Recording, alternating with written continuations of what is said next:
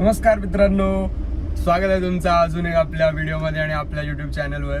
तर आज आहे आपल्या गणपती बाप्पाचा 4था दिवस आणि आज आपला व्लॉग जो आहे तो थोडा वेगळ्या अंदाजमध्ये सुरू होतोय, गाडीमध्ये सुरू होतोय. कारण मी आत्ता आलेलो आहे ठाण्यामध्ये माझ्या मामाच्या गणपतीच्या दर्शनाला. माझ्या मामाच्या घरी पण 5 दिवसाचा गणपती असतो, तर मी आणि माझी मम्मी आत्ता आलेलो आहोत ठाण्यामध्ये. तर मम्मी थोडी कॅमेरा शाय आहे म्हणून व्लॉगमध्ये येत नाहीये. आम्ही जस्ट ठाण्यामध्ये एंटर केला आणि एका सिग्नलवर थांबलो होतो, तेव्हा आपले महाराष्ट्राचे मुख्यमंत्री एकनाथ शिंदे साहेब आमच्या समोरून गेले त्यांच्या एस्कॉर्ट सोबत. तर तेही आम्हाला दिसले आणि आता आम्ही पुढे निघालेलो आहोत. तर आत्ता दुपारचे वाजतायत 1:30 आणि आम्ही 12 वाजता निघालो होतो आमच्या घरून आणि माझ्या घरून ठाण्याला यायला कमीत कमी 1-1.5 तास लागतो. तर बरं होतं की ट्रॅफिक नव्हती, त्यामुळे लवकर पोहोचलेलो आहे मी. तर चला आता भेटूया आपण मामाच्या घरी, त्याचा बाप्पाही दाखवतो. चलो.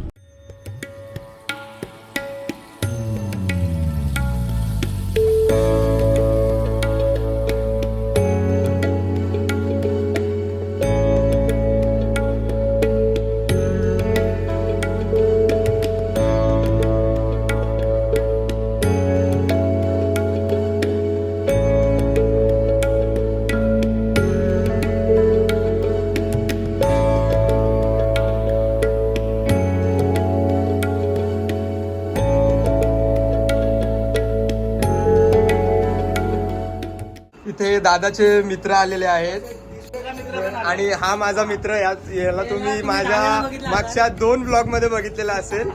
तर हा दादाचा मित्र तोड लपतो, थोडा कॅमेरा शाय आहे. पण आपले आजचे प्रमुख पाहुणे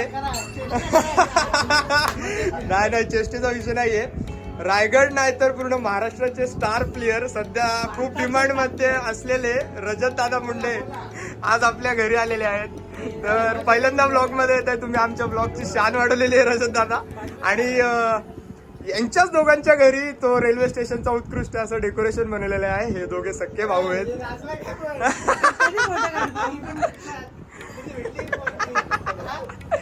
तर दादा, तुला काय बोलायचं का आपल्या ब्लॉग मध्ये? ब्लॉगिंग चांगल्या करते, असंच करत राहा शेवटपर्यंत. घर एकदम खरंच सक्सेस आणि पाणीपुरी खा रे. बस दादा, तू बोललास, आपल्याला खूप सपोर्ट भेटलाय. कारण तुझी बोलणी वगैरे चांगली आहे, तुझा ऍटिट्यूड पण चांगला दिसतोय. थांबा 1 मिनिट, आम्ही एका फ्रेम मध्ये येतो. थंबनेलला जरा चांगलं आम्हाला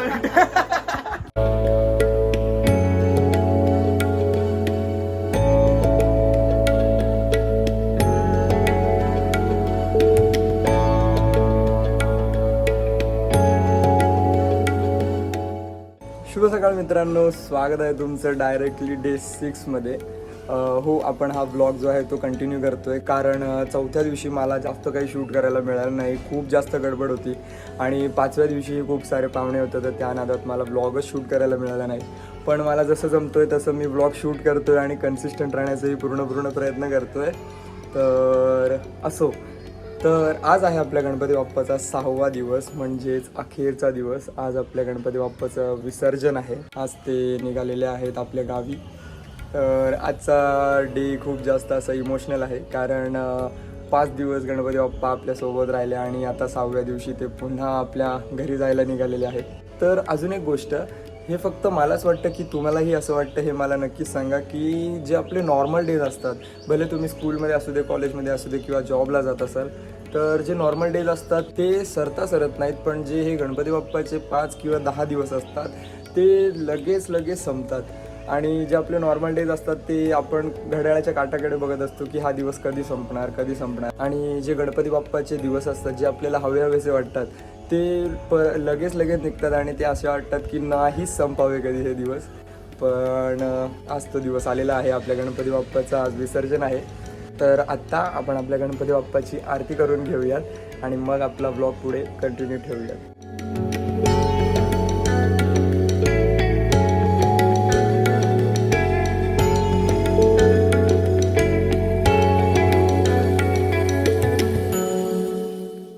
तर मंडळी, आपल्या बाप्पाची शेवटची आरती ही पूर्ण झालेली आहे. आता आपण विसर्जनाची तयारी करायला घेऊया. आता दुपारचे वाजत आहेत 3 आणि आपलं जे विसर्जन आहे ते लगभग 4 वाजता होईल. आपल्या गावकीच्या भजनासोबत आपण विसर्जन करतो आणि आपल्या ज्या गाडीत आपण गणपती आणला त्याच गाडीत आपण विसर्जनासाठी गणपतीला नेणार. तर आता जे विसर्जनाचे बाकीचे विधी आहेत, बाकीचे जे कामं आहेत ते करून घेऊयात. जसं की प्रसाद बनवायला लागेल, त्याच्यानंतर मूर्ती जी आहे ती हलवावी लागते आणि बाकीचे अजून बरेच कामं आहेत ते आता मी तुम्हाला दाखवतो. आणि मग आपल्या बाप्पाला आपण मकरीतनं खाली घेऊया आणि त्याच्यानंतर आपण विसर्जन करायला बाप्पाला नेऊया.